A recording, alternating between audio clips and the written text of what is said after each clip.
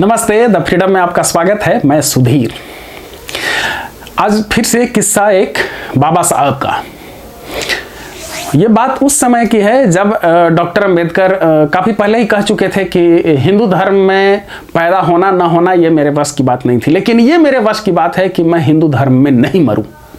मैं इस धर्म में नहीं मरूंगा। और इसके बाद से वो कोशिश कर रहे थे कि किस धर्म में, वो जानने की कोशिश कर रहे थे कि किस धर्म में दलितों को भी उनका समुचित अधिकार मिलेगा, उन्हें इंसान समझा जाएगा, बराबर समझा जाएगा। और ये खबर जानने के बाद तमाम धर्म के लोग उनसे मिलने आ रहे थे, उन्हें कोशिश की जा रही थी। सभी अपने अपने धर्म के हिसाब से कन्विंस कर रहे थे। ईसाई भी पीछे थे, मुसलमान भी, मतलब इस्लाम के लोग भी, सिख भी, बौद्ध भी, सभी अपने अपने हिसाब से उन्हें बता रहे थे कि देखिए मेरे धर्म में इतनी अच्छाई है, इतना बढ़िया है।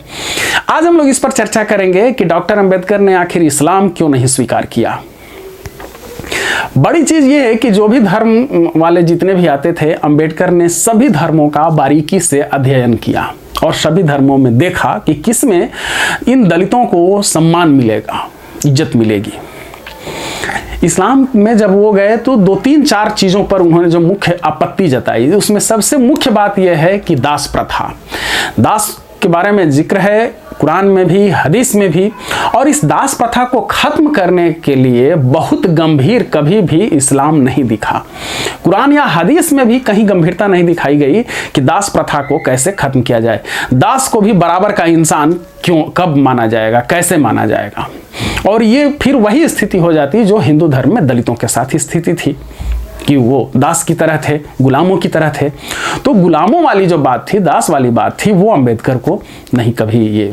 दूसरी बात जो महिलाओं को लेकर के था, बहुविवाह प्रथा पर इस्लाम का एक हिस्सा है और इसको रोकने के लिए कहीं कोई अब तक आवाज नहीं उठ रही थी। मतलब अंबेडकर जब कोशिश कर रहे थे, उन्होंने ये देखा कि इस्लाम थोड़ा सा भी खुद को सुधारने के लिए तैयार है ही नहीं। वो जो मान लिया है कि हमारे पास ये है, वहीं पर वो अडिग है।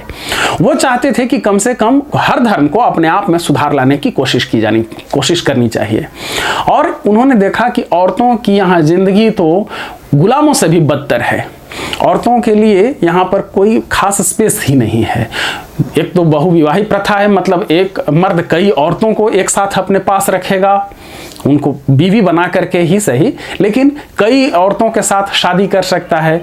दूसरी बात कि औरतों की स्वतंत्रता नहीं इस्लाम में थी।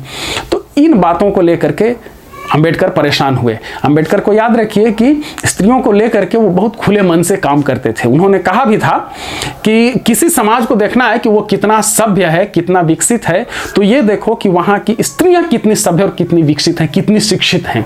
इससे उस समाज को मापा जाना चाहिए। स्त्रियों के विकास और शिक्षा से किसी समाज के शिक्षित या विकसित या सभ्य होने का पैमाना बनाना चाहिए। तो ये अंबेडकर जिनके ऐसे विचार थे, वो कैसे मान सकते थे कि जिस धर्म में महिलाओं के साथ बराबरी का ये नहीं किया गया है, मस्जिदों में उनके साथ बराबरी का ये नहीं। आप अब भी देख सकते हैं कि कितने मस्जिद में आप जाइए तो मौलवी या मुअज्जिन या ये सब कितने महिलाएं मिलती हैं। इसलिए अंबेडकर ने इस्लाम से दूर रहना ही जरूरी समझा। इसके साथ कहीं ना कहीं अंबेडकर के जहन में अपने साथ हुई एक घटना भी याद होगी। वो घटना क्या थी? 1934 में उनके साथ एक घटना हुई थी। हैदराबाद रियासत में दौलताबाद किले में वो अपने साथियों के साथ, मित्रों के साथ, सहयोगियों के साथ दौरा कर रहे थे। रमजान का पवित्र महीना चल रहा था और धूल से सने यात्रा से थके मांदे वहां पर अंबेडकर गए और एक सार्वजनिक तालाब था वहां, जहां वो मुंह धोने और पानी पीने के लिए रुके।